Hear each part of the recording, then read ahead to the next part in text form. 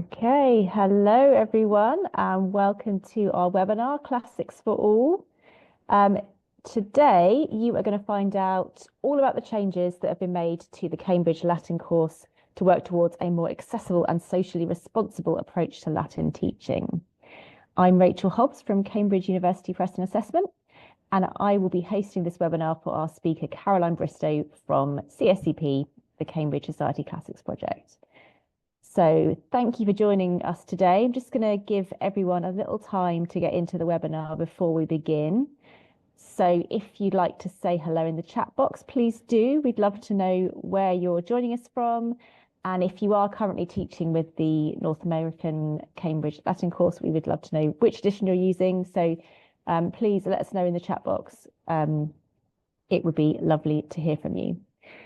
And just while we wait for more attendees to join us, I'll explain how we're going to run the webinar. So we are recording today. This will be shared afterwards. So don't worry if your internet drops, just rejoin us when you can. And if you're having any trouble with speakers, you can use your headphones or check your speaker isn't muted, but your microphones will remain muted throughout the duration of the webinar. Any technical issues, please use the chat box. And my colleague Appy is going to be on hand to help you. And if you have questions for Caroline, for our speaker, please use the separate Q&A box. So it's different to the chat box. And that just helps us manage any questions we come in. And Caroline will either answer those during the presentation or pick them up at the end of the webinar. So don't worry if it doesn't get answered straight away. Caroline will address it later in the session. So today we've got 45 minutes and a few days after the webinar, you'll get an email with a link to the recording. We can't provide certificates, unfortunately, but you can use the email as proof of your attendance. Okay, it's great to see some intros in the chat box. Thank you, lovely to have you here. And now I think I am going to welcome Caroline. It probably doesn't really need an introduction because you have been on our first two webinars, but I shall give a quick bio for anyone who hasn't joined us previously. So Caroline has been the director of the CSCP since 2017, and before that she was the Classics and Religious Studies specialist at the exam board OCR, and she has a very extensive teaching background. So Caroline, with that, I'm going to pass over to you. Hello. And I'm going to start this off with the warning that I've given in every single webinar, much to Rachel's amusement. I have two kittens in my house and they are being very spicy in the background. So I will endeavour to completely ignore them throughout this webinar. However, if there is a very loud crash, I'd like to apologise on their behalf. So let me just share my screen with you all so you can see what I'm going to be talking about. There we go. I swear the words, let me just share my screen, are going to be on my gravestone. So, as Rachel says, today I am going to be looking towards a more inclusive CLC. And essentially, the way we are going to be going through this, I'm going to be giving you some of the rationale behind what we're doing, and as well as examples from the actual book.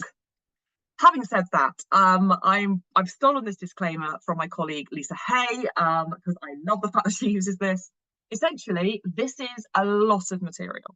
We first started thinking about inclusive and accessibility in education. I've been in education a long time now. It's been a part of my career for most of my career, and so I really, really, really don't want you to think that this 45-minute conversation is all of the thinking we've done, all of the conclusions we've drawn, all of the things we've thought about, because that's simply not possible. If you have specific questions on specific choices, areas, approaches, or just concerns that you have, either do pop them in the Q&A for this session, and I will do my best to pick them up at the end if they're not answered throughout the talk, or by all means, drop them through on the email, on the contact information that will be given at the end of this session, and we'll answer them individually. Because I know that everybody has their own concerns and their own angles on lots of this material, and I really want to make sure that people know where we stand on things, basically. So, as you'll see from my subheading, essentially what I'm going with on this is why only towards. So you're going to see all the way through this presentation periodically quotes from Priya Jackson and Jazz Elmer. These two wonderful women were our sensitivity readers, or two of our sensitivity readers for our books. As far as I am aware, I'm being very careful, we are the only Latin textbook that has employed sensitivity readers. It was something that I was always committed to doing.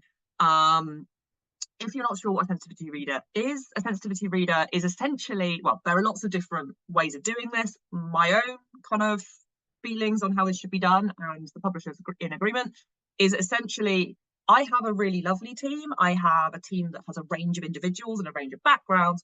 However, we don't cover every single angle of human experience because that's impossible. So sensitivity readers are essentially a step that you add into the sort of, it's not really the editing process because it's more dialogic than that. It's more, there is a dialogue with them, but it's individuals who have a lived experience which is relevant to the material. That might be people of colour, women, people with disabilities, you know, and basically it very much embodies that aspect, that saying, nothing about us without us. Essentially, it ensures that basically we've at least tried to make sure that people who are being represented or are seeing parts of their own identities reflected in our work have seen it and have commented and have helped us to shape our responses.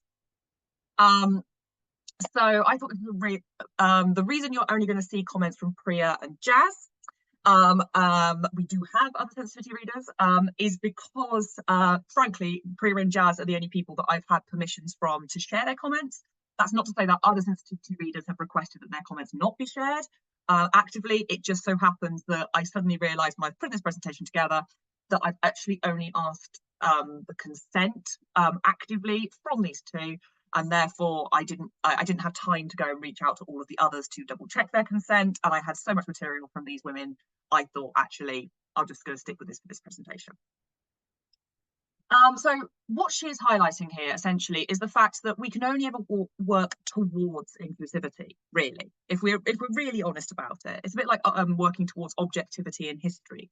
It is a goal and it is an aim, but it is not something that we are ever going to be able to do. We cannot create the perfect textbook for every single learner. It's not possible because everyone is an individual.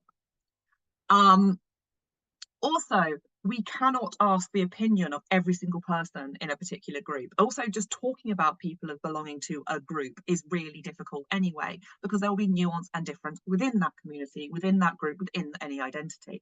So essentially what we've done is we've tried to be as sensitive and as listening and as responsive as we can be, but we do recognise that we're constantly learning.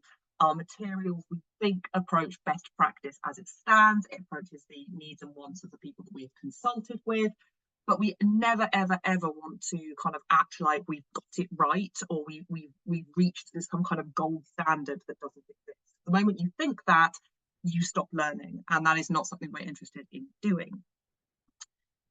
So who are we including when I say being inclusive, and where are we including them? So basically, different cultural heritages.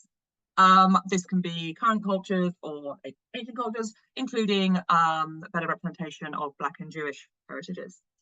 Those with impairments, disabilities, and educational needs. I'm aware that in the US, you don't use the same terminology as us in the UK. So in the UK, our official correct term for somebody who has extra requirements in their educational life, possibly something like dyslexia, processing speeds, something like that, we refer to that as an SEN or special educational needs. So if I will try not to use that terminology because I know it's not familiar to you guys. However, if I do slip, if I say SEN, that's what I mean.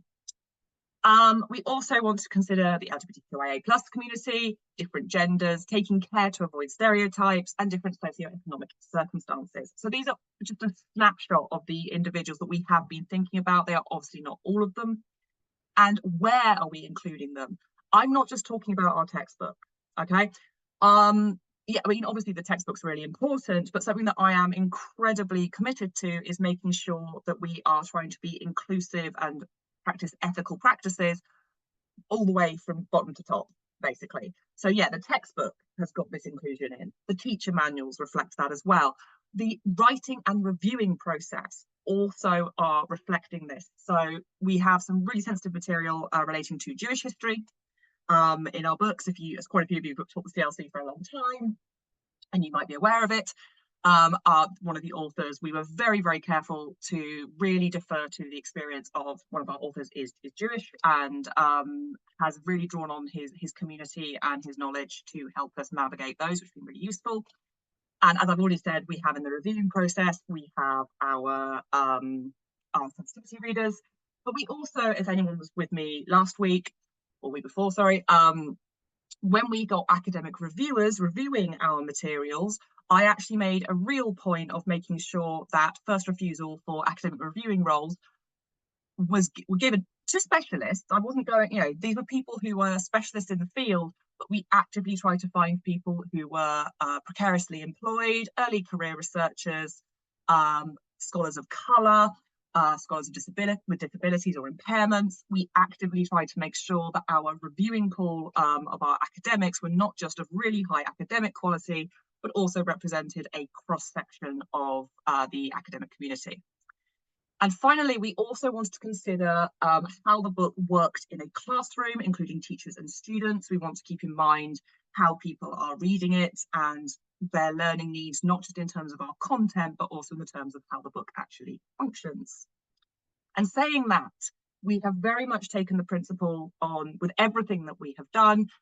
Accessible design is good design. Any of you who've ever worked in web development will be aware this is like this is the mantra. Essentially, accessible design is just good design. Somebody who does not have any additional requirements around reading books or learning is not going to find it harder to read an accessible book. That's just not a thing. So every time you make a book more accessible, you're actually making it better for literally everyone. So as Sarah said, I'm going to try and avoid using SEN. I put it on the slide. So there you go. Special educational needs is what that refers to. In the new layout of the textbooks, literally every single feature of layout and design have been chosen with SEN requirements in mind. For example, every single font is dyslexia friendly, and the text layout has also been done essentially widths of the writing across the page, not allowing things to snake, not having things that kind of jump around, very, very standard text width and how people read, to enable people with dyslexia and other processing issues to actually read far more simply. We've looked at every color contrast. Anytime that you've got a text or there's text on top of a color, essentially all of those contrasts have been checked to make sure that they fall within the most accessible range for natural reading. The layout is clean and uncluttered. It's very what's the word, not repetitive, but it's very standardized. You don't have pages where you're going to open the book and go, oh, I don't know where to go. Like all of our spreads are very clean, very clear, and we've deliberately done that to enable these to be very accessible for learners to read. And finally, we have made huge use of color coding. If you flick to the back of the new books, she says, I could do that influencer thing where I try and hold it up to the camera. I don't know if it's going to show. You can see the tops of the pages have been coloured. If you get to the back, they change colour. The reason for that is because the colours are associated with different aspects of learning. The pale yellow is affectionately referred to as vocabulary yellow. You will find the vocabulary boxes have got that yellow across the top, and the pages at the back, which are the vocabulary list, have also got the yellow marking at the top. You've also got the practicing the language and the about the language have also got their own coloured boxes, and the backs of the books, which are most closely related to them, have also got the. We've tried to really use as many types of signalling as we can to ensure that as people are navigating the book, we're giving as many clues, hints, and clear steers as we can. So having talked about the design and the layout, I now want to kind of get into the content a bit more. So something that we've been really keen to get away from is the idea of that's what the Romans thought, and therefore the textbook author also thinks this. My colleague Lisa puts this really well when she says that the problem in some ways with writing Latin textbooks is you kind of have to stand on the shoulder of a Roman. You just have to. It's very difficult to do anything but stand on his shoulder, for example, as you move through the CLC. The problem with that is you're almost forcing the student into the focalization of a Roman. And that can almost feel like an implicit endorsement of what they are doing. Whereas actually what we want is for the book to be dialogic with the students. We do not want the students to just blindly think that everything Quintus does is morally good. That would be weird.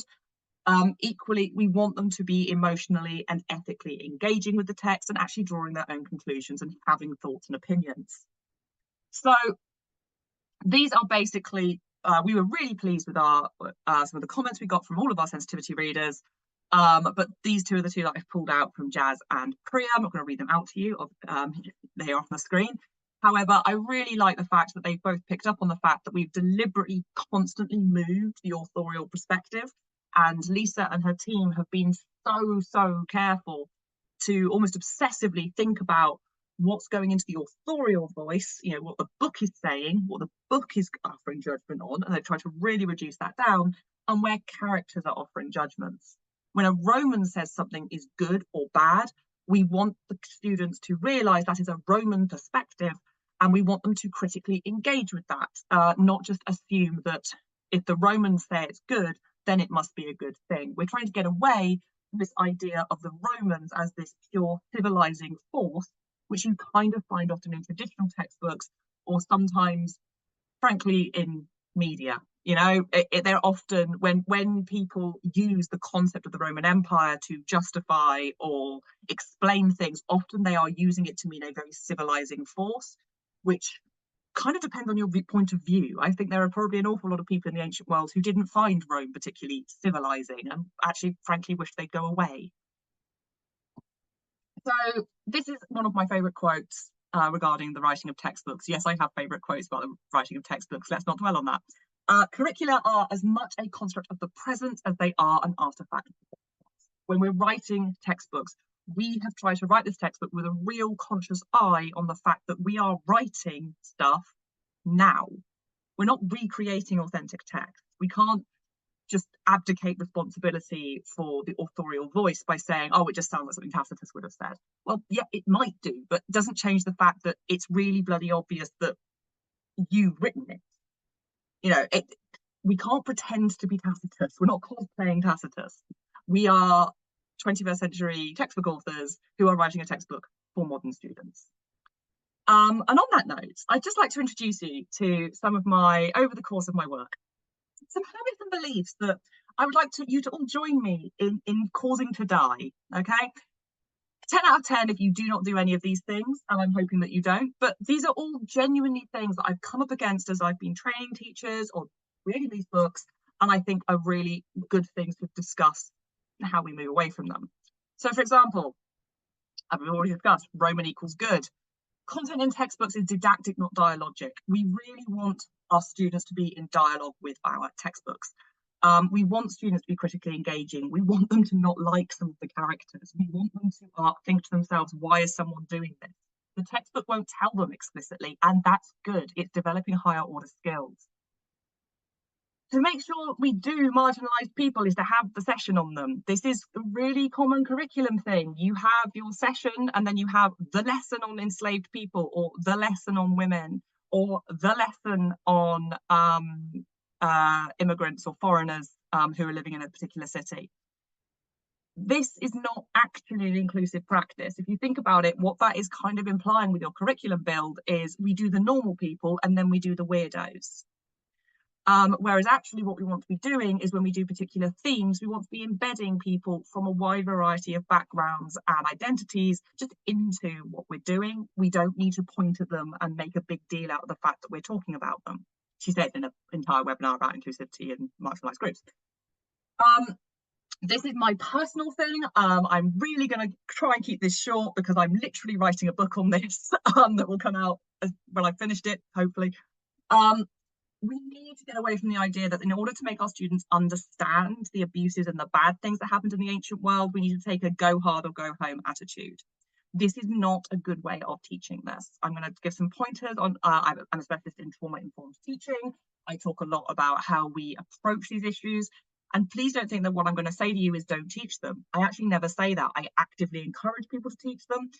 But we have to understand that we don't need to shock or distress students, and we should not be aiming to shock or distress students with our content in order to help them understand how important it is. If you've got a room full of students who cannot understand that the assault of a woman at knife point is distressing and not a good thing, if they're going to struggle to understand that unless you explain it viscerally, there's a bigger problem than their Latin. The only reason you put a woman, person of colour, person with an impairment in the book doing insert thing here is to be woke. This drives me mad.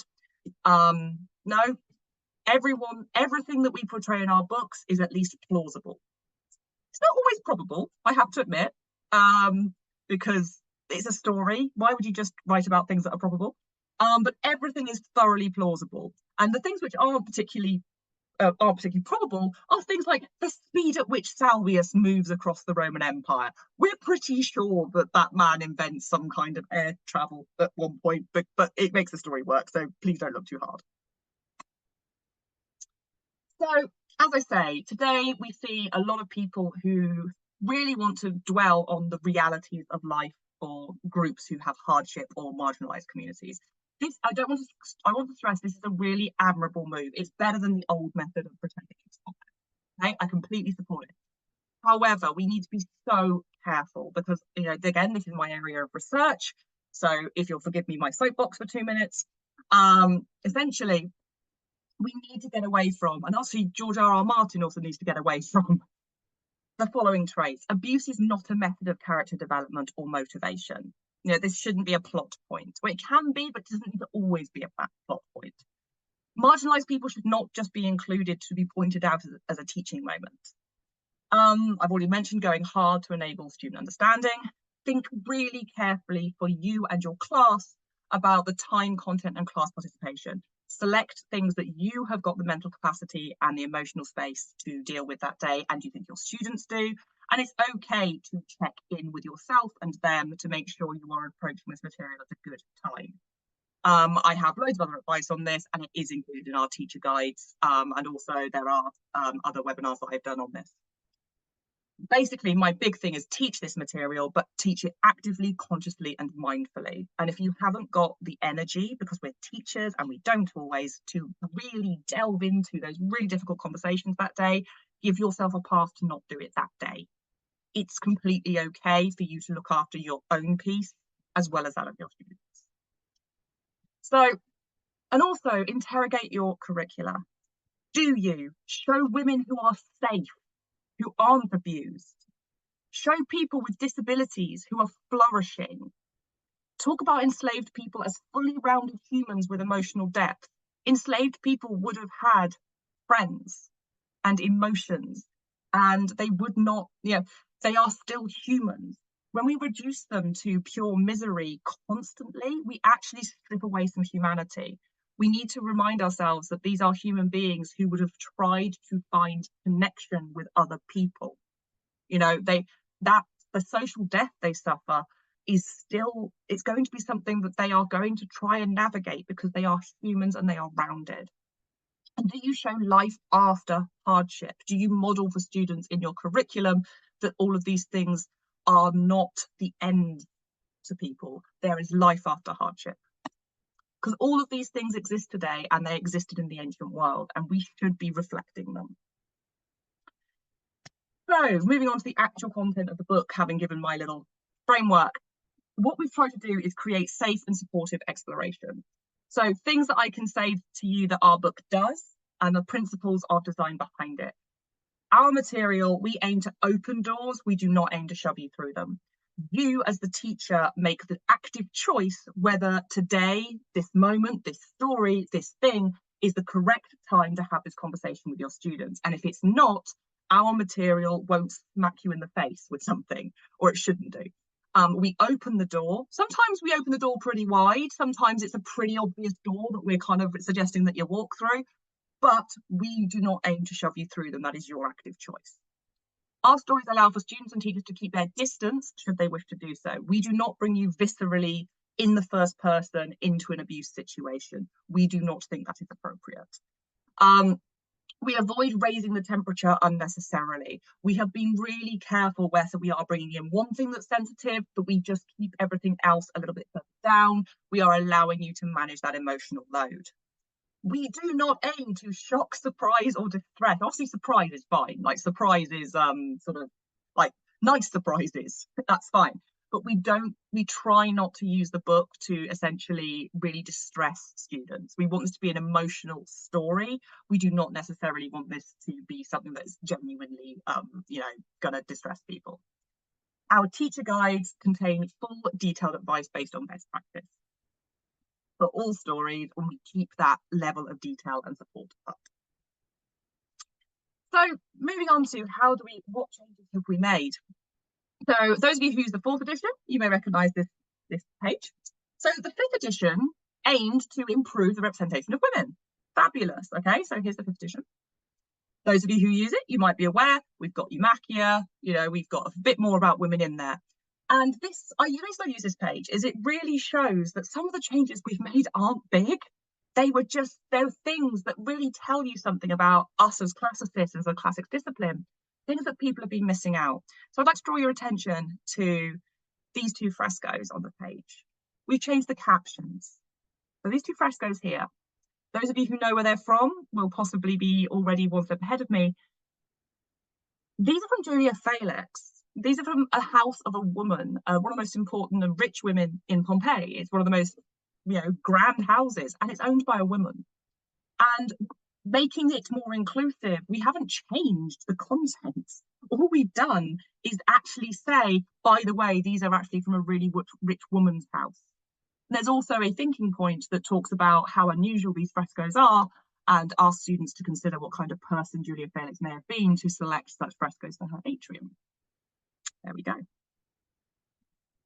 So similarly, this is the old sentence from the 5th edition when talking about the Museum of Alexandria in book 2.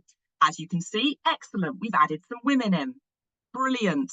However, those of you who are listening to this quick pop quiz from the shout at your screen if you can see what I've just said I don't like that this particular paragraph is doing. So if we this is the new page from the new edition, and I'd just like to draw your attention to this section here. And you'll notice that we just list some thinkers. Some of them are women. And this is, for us, a far better way of doing it. It's not a case of, oh, by the way, women also did this. For example, we know that there are quite a few Stoic philosophers in the Roman world, for example. We've just tried to embed them so that it's not this sort of the weirdos who are doing something different. So sticking with women and girls, some nice quotes from Priya and Jazz as well. What's really nice is Priya picked up on that point that I just made about the fact that it's not a case of men do this, oh, women are doing this too. It's not, we don't put it out there as a surprise, because when you do that, students pick up on it. I love these quotes from students. I know Clara has been in there since the 5th edition, but it's just one of those things that I absolutely adore students responding to her. So I just wanted to remind us all of the difference that adding more women and representation in. It's good that Achilles is hiring women. I love. I also love the fact that this child's about 14 years old, and I love the fact that she's clocked the gender pay gap. I want to know she's being paid properly for her work. So this made me incredibly happy. We also have in stage 10, Jasmine pointed out, hang on a second, there's no thinking point about education for young girls. So we put one in. This shows that dialogic process with our sensitivity readers. They genuinely offered really, really good and interesting points and enabled us to really improve our books. And also we gave poor Torgi Douglas's wife a name. She's now called Katia. And what was really funny is my colleagues they were actually kind of, the reason that Kathy was getting so many superlatives is because that was the point they were trying to teach. And Priya was like, this seems a little bit tokenistic now, guys. So they did dial it back a bit, so it seemed a bit less daft. And this is just my montage of ladies. I want to show what this is demonstrating is we're not just talking about representing women in our characters better. You know, we've got Katia, Metella, Helena, Melissa. We also have tried to better represent them in the source record, the sources that we're showing people. You have a tombstone in the middle at the bottom there from a female doctor, obviously fire mummy portraits. We have Eumachia's statue. We have the Vindolanda letter, the birthday letter. The drawing of the Katia tombstone, that's actually from Fishbourne, and that's where Katia gets her name from. But you may also spot some more modern women on here. We have Faye Worley down the left, who was a zoo archaeologist who made some of the recent discoveries at Fishbourne. We have Wilhelmina Jehmensky, who was the great garden archaeologist in Pompeii. Both of these are name checked. We do also name check male archaeologists when they're there as well, don't worry, we haven't just ignored all of them. And also you have in the bottom right-hand corner, we needed an archaeologist to go in as our talking head in stage 12. And so we actually have put in Dr. Sophie Hay, who is actually the archaeologist in residence at the moment in Pompeii. She was our consultant for stage 12. And so I asked her permission to make her the talking head. And she has said that that is the greatest moment of her career thus far. So you can tell your students that is genuinely a pretty good likeness of the woman who actually was our consultant on stage 12. She's delighted. And finally, we have at the bottom a translation of a poem. This is in sort of in English in the cultural background section of a loving poem written from one woman to another. It's about 7 lines long, and it's on it's a graffiti on the wall in Pompeii. And the teacher guide has the full poem in it. We obviously only have a couple of lines in the main student guide, but basically we try to really represent women in the source record as much as we can. We also represent them better in the stories. So Lucia is now the person who takes us around and talks to us about elections. And before anybody says, well, she wouldn't have been engaged with this, well, we know from Pompeian graffiti that women may not have been able to vote, but they certainly took an interest. We also have redone a little bit the Lucia et Metella story, which exists in the 5th edition. But what we've done is we've added in this, so we've kind of changed the tension at the very end. This is an example of us opening a door, not shoving you through it. Essentially, Lucia is saved from her arranged marriage by the news that the individual has freed an enslaved woman and has then married her. Lucia expresses that she feels very bad for this woman, and that is your kind of in, because this is a really interesting conversation about consent. We've also tried to eliminate the language that often is used around these circumstances where people will sometimes talk as if the enslaved woman must like her husband. This is not what's going on here. This is not an equal power transaction. This is a huge difference in power. The teacher guide scaffolds this discussion far better, but you can see here that essentially we have opened that door for you to talk about the level of consent, the potential for abuse, but it is up to you whether you walk from it. Similarly, this is the new story, Melissa Tristis. We've taken away the old story where she's very sad because the the enslaved men are picking on her, essentially. And Metella sort of basically comforts her by saying, there, you're very good at your job, which is a bit weird. So now we have this story in which essentially Melissa tells us that she's really upset because she misses her mum. We learn that she has been kidnapped. She doesn't know where her family is. And we actually see this interaction where these enslaved men are trying to comfort Melissa, and you have them all trying to actually interact with each other as humans, rather than them being purely defined by their status. This is also another example of us trying to keep that distance in there, because essentially this is a really awful thing to have happened to Melissa, but the temperature has been kept down. The students know that Melissa is not killed. The story is being told by Melissa in a flashback, which makes it a lot less visceral than if we put it into the first person and actually made the students, inverted commas, live an attack as the kind of reader, if that makes any sense. So, speaking of enslaved people, Again, we've tried to really think carefully about how we've approached this. So, for example, Jazz was very kind of, she wanted us to do something with the Ornatrix story. And so this was an example of somewhere where, again, because of the sensitive nature, we've given extensive teacher guidance rather than in the student book. And that is because we want you to be in control of the framing of that conversation and you to be making active decisions. We also, for example, there is a story where we've tried to pitch the language. We've tried to make it really clear the difference between the way enslaved people are talking to each other and the way they're talking to the dominus or domino of their household. And it's really nice actually to have that picked up by the sensitivity readers. And for example, this is a story in Practicing the Language in stage 2. And what's really interesting here is Lucia is making a joke at Grumio's expense, not with Grumio, at his expense. He doesn't know she's saying it. Melissa smiles, but we imagine she's not engaged in this. Lucia is talking to her mother. She's talking to Metella. She's not actually engaging with these enslaved people. They're almost there like furniture around her.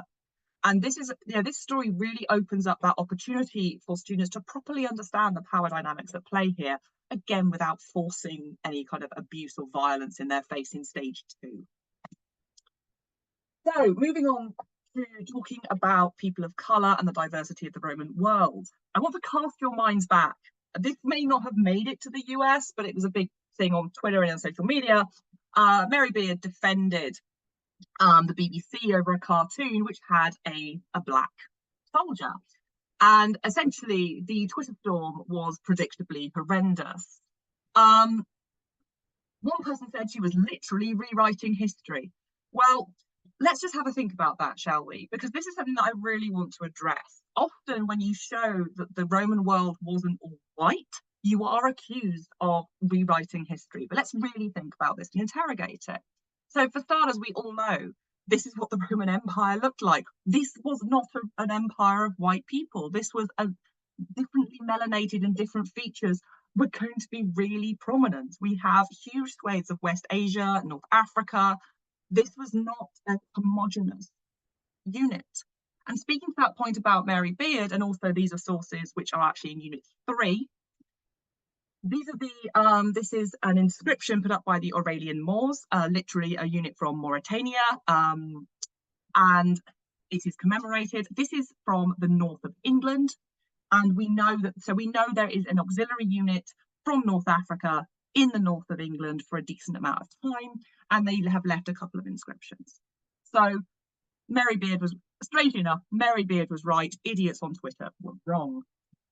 So how have we addressed this up in our books? So basically now, rather than tumultus, where we had this kind of very vague sense of the Egyptians are rioting, that's not really how it worked in Alexandria in this period. We do have ethnic tensions, but they are a lot more complicated. And frankly, the concept of the Egyptians is a really big thing and actually mainly a tax status. And there's a whole thing. So rather than this, where it does feel very much that the authors have just kind of gone, the foreigners are rioting, but not really thought about it in context, we've actually unpacked this. We've really tried to lean into the multicultural nature of Alexandria. It's a wonderful area to look at. We have entire cultural backgrounds which focus on this. And the story is now ad portum, where we see a fight break out between Greek and Jewish communities, which we know were in tension in this period. And we've also tried to start bringing in that Jewish history with this little cultural background section, which sits next to those stories. And there's also ideas and characters for them to start thinking about. So we're seeding that history of the region and the Jewish history of that region very, very early. So that actually Masada in stage 29, which is still there, now has a lot more context. So hopefully it comes less out of nowhere and you're doing a lot less kind of historical heavy lifting around that, and it flows a little bit better. So the big one, of course, is the now iconic Barbilus. He's moved from being a random white guy who hands over an enslaved boy to essentially leaning into what he really probably was. The CLC Barbilus is actually inspired by a guy who is the son of an Egyptian Greek grammarian and astrologer. and a member of the royal family of the Greco-Romanian kingdom. So he's probably got a very mixed heritage, and also he's living in Alexandria. So we have actually based him on, on some fire mummy portraits. These were given to the artist to base him on. And again, these are student comments, which we love. My favourite one is, "It's nice that Caecilius has friends." I don't know what they thought he was doing, but I just love the fact that, like, oh, Caecilius has a friend, which I loved. I just love the fact, I mean, he's always had a friend in stage 2. There's something about the fact that he's been named. I think the students just sort of like, oh, he's actually a real friend. I don't think if previously they just thought Caecilius was, you know, the guy was just kind of actually an acquaintance, and Caecilius was really lonely. Living with disability. This is something that means an awful lot to me, as I know some of you, I've just seen the participants list, so some of you actually know me quite well. Living with disability means a lot to me. I lost my hearing in one ear in my early 30s, and you know, I have a hearing impairment. I gained it quite late in my life, and this gives you a really, and I gained it while I was researching on the CLC, and it gives you a really interesting relationship with the ideas around disability and the kind of fragility of health. So this is something that I really wanted to get right. So we have specific disability sensitivity readers. As I say, I haven't asked their permission to get their comments, which is why they're not named. Including Meropnus will be making a comeback in Unit 3. However, he has been reviewed both by a non-classicist specialist in disability and its in the entertainment industry and its representation. She works with modern companies in the entertainment industry to ensure that their treatment and their depiction in their art of people with disabilities and impairments is good. And also a specialist on people with dwarfism in the ancient world, who is herself also has various impairments. So we've tried to really kind of get this from all different angles to make sure that Meropnus is done justice, because he is a real person. He's based on a real tombstone. But these are the earlier books. These are books units 1 and 2. And these were some comments that came from our sensitivity readers that we found really interesting. So these are some of the things that we've got. So in response to Priya, who was like, what happens when a gladiator's wounded? We looked it up and we put it in the gladiator section, so that, you know, we are making sure that students are thinking about the fact that people are going to get wounded. We've also, massive thanks to Dr. Caroline Musgrove, who used to be one of my colleagues, who did the medicine section. She was fabulous. So we basically now have, this is an actual Roman prosthetic limb, which is amazing. And we've also tried to get people to think about the fact that there'll be plenty of people who need artificial limbs who wouldn't have been able to have them. The sort of people who would have had artificial limbs in the Roman world would have been a very small subsection of those who needed them. And these are just some images. So Togidubnus with his ability issues, but also I am a huge believer, and you know, our sensitivity readers have agreed with me on this, which I really am really grateful for, in the fact that sometimes people with disabilities don't need a reason to be disabled. But they're just there. We don't need to mention it. We don't need to make it part of their character. The poet has an eye patch on. Maybe he's had eye surgery. Maybe he's lost an eye. Maybe he's, we don't need to go into it because it's not important. He's a poet. He just happens to have an eye patch. It's fine. I actually got very cross with someone who wrote a very scathing piece who said, what has he done? Had done a very enthusiastic recitation. And speaking as someone who did lose the use of sense organs for no apparent reason in their 30s, sometimes it just happens, actually. Like, we don't need, when we are shocked to see someone with a visible disability doing a job, and we think there needs to be a reason for their inclusion, we need to take a step back and actually examine what's making us think that. We also try to think about mental health issues and invisible disabilities. For example, we have a doctor's comment from the first century doctor who comments that magic amulets should not be taken away from people because they're probably helping. And also we have a really moving scene where Quintus thinks that he sees Grumio in a crowd and he doesn't, and it's really upsetting for him, and we're trying there to deal. And we do have another story where Lucia gets really upset listening to the philosopher in Alexandria, and we try to really deal with gently and appropriately these huge issues around trauma and mental health and this struggle that is ongoing for some of these characters. So to finish off, and I promise I am finishing, Rachel, I just want to finish off with sort of a shout out or a call to action or just a pointing out of some of the rubbish that people come out with when it comes to people looking at the ancient world through new eyes. This was an article that was genuinely written in the UK newspaper, The Telegraph. They decided I'd cancelled Caecilius because he had slaves. They didn't talk to us. They made a lot of assumptions about what we were doing. And, you know, as you'd expect, the comment section was outraged.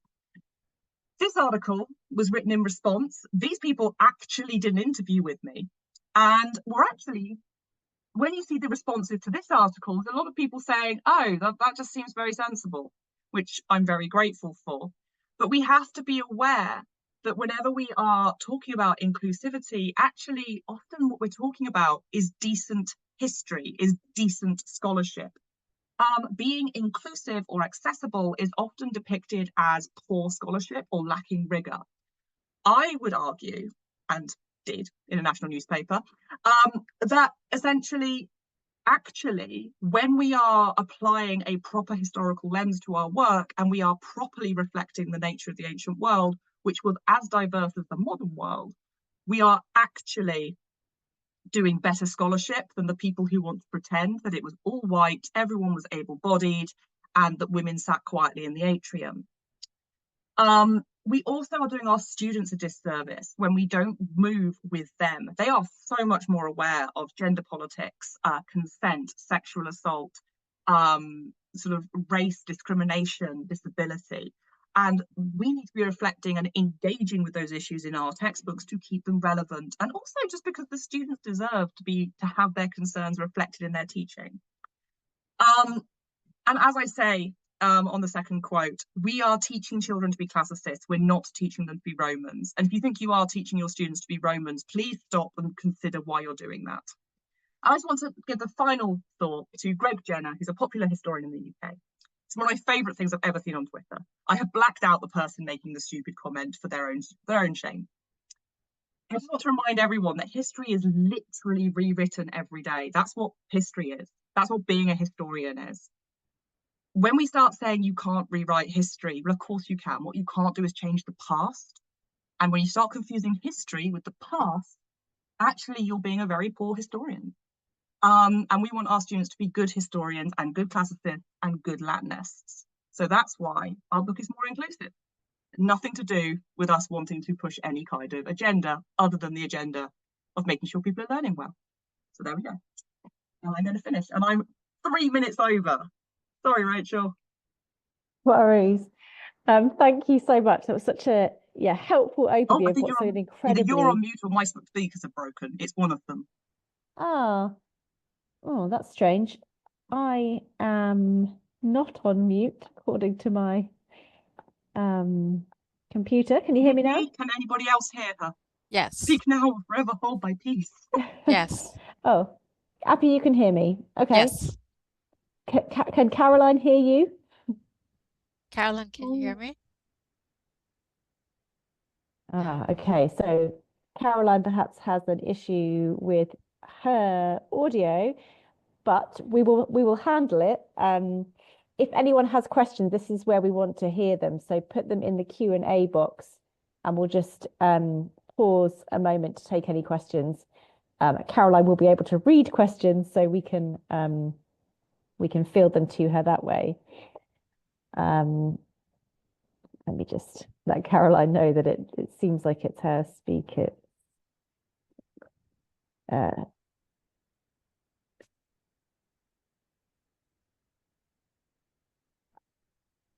Okay. So do we have any questions? Let's have a quick look. Okay, nothing has come in. So what I'm going to do, because we are at time, is just flag up that we have one more session coming up in our webinar series, which is on Tuesday, the 19th of November. And that will be with Lisa Hay from the CSCP, and it is Language Matters. So I'm going to put in the chat box the registration link to that webinar. So Lisa's going to explore the ways in which the new edition works with and improves upon the long-standing language maps. So please do sign up to join us for that session. And I'll just give you one last chance to see if there's any questions. Okay.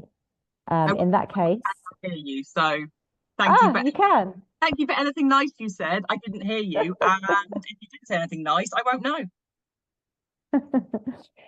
Thank you very much, Caroline. And thank you everybody for joining us. We will leave it there. Thank you. Good night. Night.